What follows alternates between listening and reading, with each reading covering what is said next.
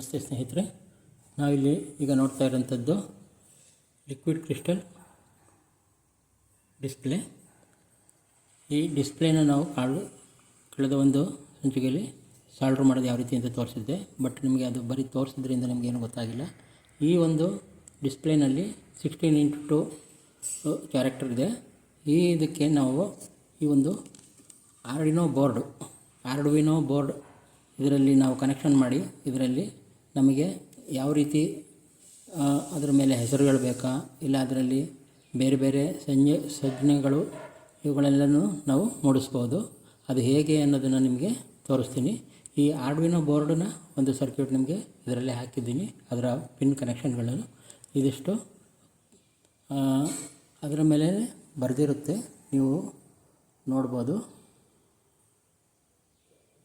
ನೋಡಿ, ಡಿಜಿಟಲ್ ಅಂತ ಬರೆದಿದೆ. ಈ ಡಿಜಿಟಲ್ ಇದು ಇನ್ಪುಟ್ಟು ಮತ್ತು ಔಟ್ಪುಟ್ ಎರಡರಲ್ಲೂ ಬರುತ್ತೆ. ಈ ಕಡೆ ಸೈಡಲ್ಲಿ ನೋಡಿ ಪವರ್ ಅಂತ ಇದೆ. ಪವರ್ 5 ವೋಲ್ಟು, ಗ್ರೌಂಡು ಎಲ್ಲ ಇದರಲ್ಲಿ ಬರುತ್ತೆ. ಇದೇ ರೀತಿ ಇದು ಅನಲಾಗ್ ಇನ್ಪುಟ್ ಬರುತ್ತೆ. ಇಲ್ಲಿ A0 ಇಂದ A5 ತನಕ ಇದು ನಿಮಗೆ ವರ್ಕ್ ಮಾಡ್ತಾ ನಿಮಗೆ ಅದರದ್ದು ಸಂಪೂರ್ಣ ಮಾಹಿತಿ ಸಿಗುತ್ತೆ.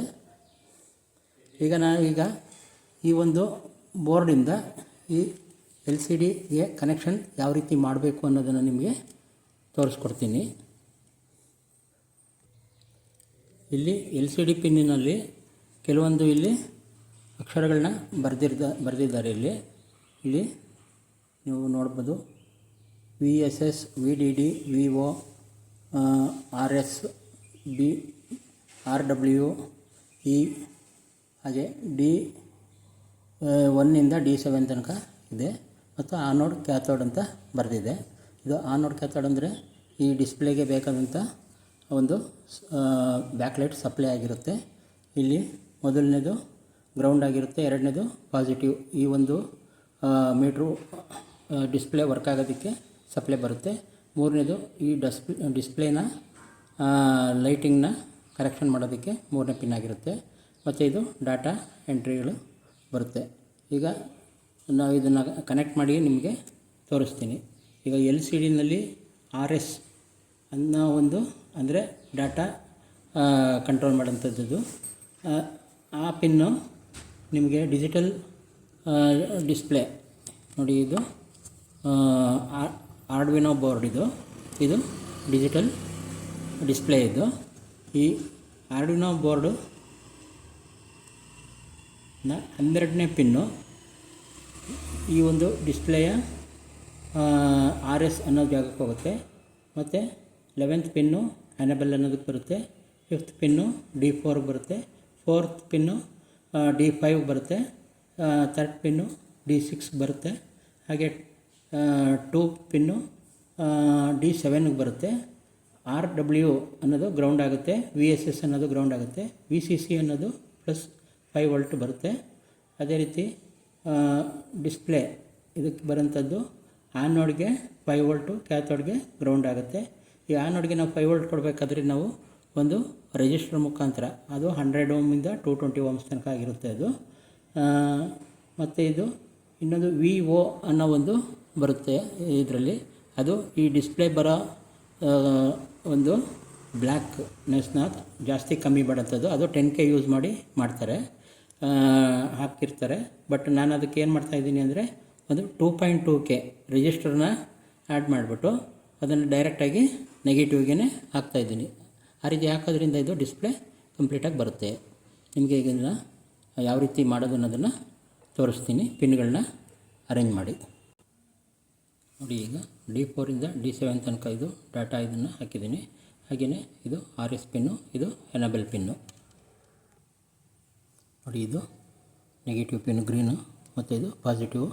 ಈಗ ಮತ್ತೆ ಇನ್ನೊಂದು ಪರ್ಪಲ್ ಕಲರು, ಇದು RW ಅನ್ನೋದು.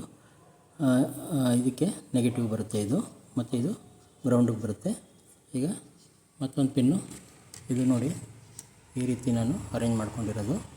ಒಂದು 100 ಓಮ್ಸ್ ರಿಜಿಸ್ಟ್ರನ್ನ ಈ ಒಂದು ಪಿನ್ಗೆ ಹಾಕಿ ಈ ಒಂದು LCDಯ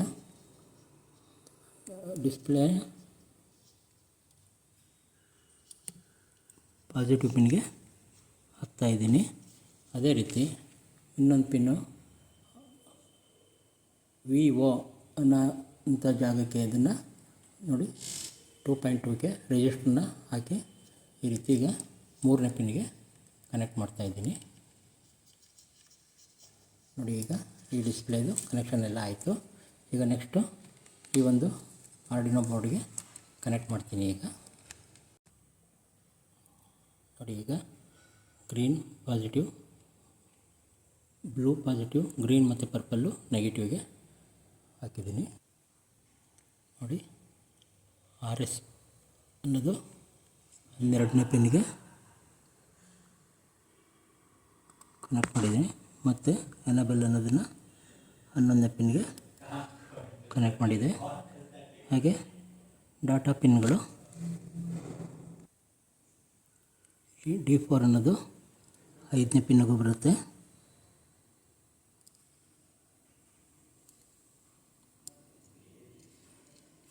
ಅದ್ರ ಪಕ್ಕ 4ನೇ ಪಿನ್ನಿಗೆ ಬರುತ್ತೆ.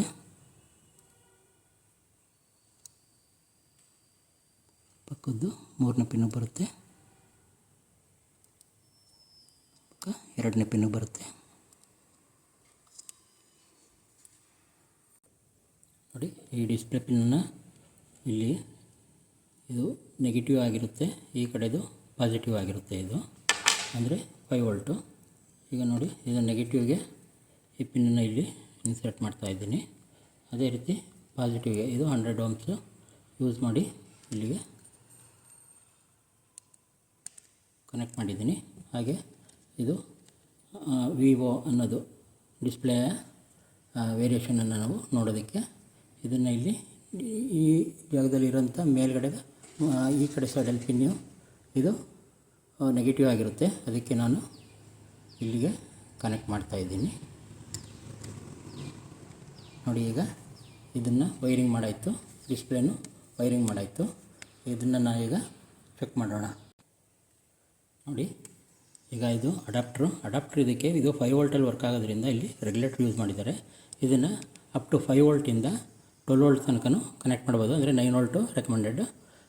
ಇದಕ್ಕೆ ನಾನು 6 ವೋಲ್ಟ್ದು ಒಂದು ಅಡಾಪ್ಟ್ರಿಂದ ಕನೆಕ್ಟ್ ಮಾಡ್ತಾಯಿದ್ದೀನಿ ನೋಡಿ. ಆನ್ ಆಯಿತು. ಈಗ ನೀವು ನೋಡ್ತಾ ಇರ್ಬೋದು, ಡಿಸ್ಪ್ಲೇ ಆನ್ ಆಗಿದೆ. ಹತ್ತಿರದಿಂದ ತೋರಿಸ್ತೀನಿ ನೋಡಿ.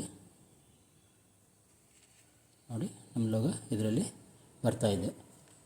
ಈ ರೀತಿ ನಾವು ಇದನ್ನು ಲೋಗೋನ ನಾವು ಯಾವ ರೀತಿ ಮಾಡೋದು ಅನ್ನೋದನ್ನು ನಿಮಗೆ ನೆಕ್ಸ್ಟ್ ವಿಡಿಯೋದಲ್ಲಿ ತೋರಿಸ್ತೀನಿ. ಅದು ಆರ್ಡಿನೋ ಒಂದು